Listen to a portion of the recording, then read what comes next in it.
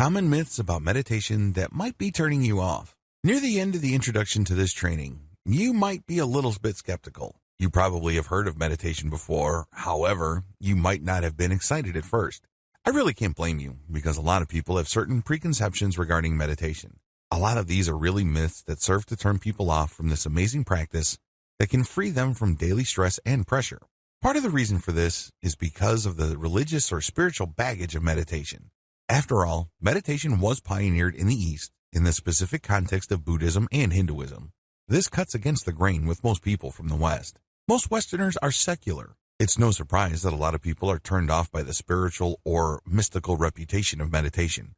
But this is not the reality of meditation. Here are 8 myths that might be holding you back about meditation. Learn to recognize these and hear the truth about meditation so you can make a real informed choice. Myth number 1, you have to be religious for meditation to work. According to this myth, you have to be a Buddhist or a Hindu for meditation to work for you. Absolutely wrong. Meditation works with how your mind naturally processes stimuli. It doesn't need religion. It doesn't need spirituality. You just need to tune in to how your mind is already working. Myth number 2, you have to believe for meditation to produce benefits. You don't have to believe in anything. You just have to go through the steps of meditation because meditation works with how your mind works. It's kind of like redecorating a room with existing furniture. The furniture is already there. You just need to rearrange the furniture so it produces better effects. You're not imagining stuff for the process to work. You're not forcing yourself to change what you believe in for meditation to produce results. Myth number 3, you are fully unconscious when meditating. This is an absolute lie. A lot of people are under the impression that meditation is really like some variation of sleep and you're hypnotizing yourself or entering some sort of altered reality. No, this is not true. Real, practical meditation is actually the precise opposite. You remain fully conscious. However, you train your consciousness to purify its focus. It leads to a very empowering feeling because you start becoming more mentally disciplined. This is the complete opposite of just simply being unconscious. Myth number 4, you will fall under the influence of others easily when meditating. When you meditate, you are calling the shots because your focus is super filtered. It is super fine. Only you can do this.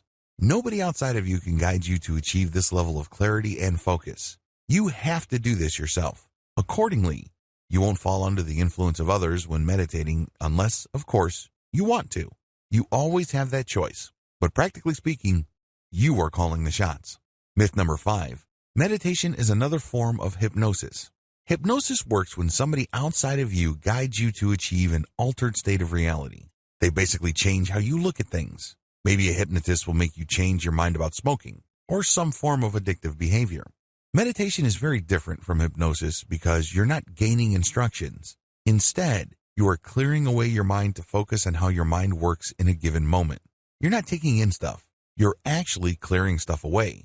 So there's nothing to get hypnotized about. What you have is pure focus. Myth number 6, it takes a lot of effort to meditate properly. Your mind is actually very powerful. To use machinery analogy, your mind already has gears that turn, and these are very powerful gears. You have to understand that you navigate reality with your mind. It's how your body exists in reality. You perceive reality through your mind. When you meditate, you tap into that machinery and you purify it. In other words, the energy is already there. You don't have to exert new effort. Instead, again, to use the analogy of the room with furniture, you're just rearranging the furniture to produce a different effect. Myth number 7, you have to meditate for a long time for it to benefit you. Meditation, to a lot of people, is a lot of work. They think that there are many levels to it. Well, people who think that way are being confused by the traditional religion or spirituality that surrounded meditation because Buddhists think in levels. Hindus too, to a certain degree.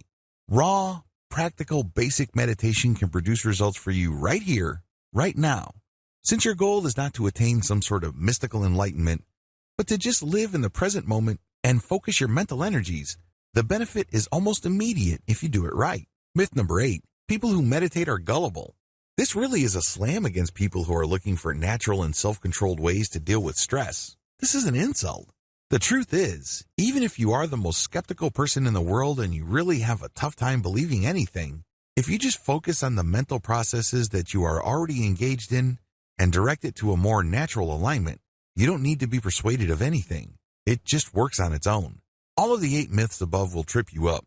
Learn how to spot them in terms of your belief system. Let me tell you, what I'm going to teach you about meditation will not benefit you in the least if you hang on to any of these myths. Get out from under them and start enjoying the benefits you've been looking for. You need to start with as clean of a slate as you can. So make sure you go through your personal, mental, and attitude laundry list and clear out any of the myths above or anything related or similar enough to these myths. Otherwise, meditation may not work out for you.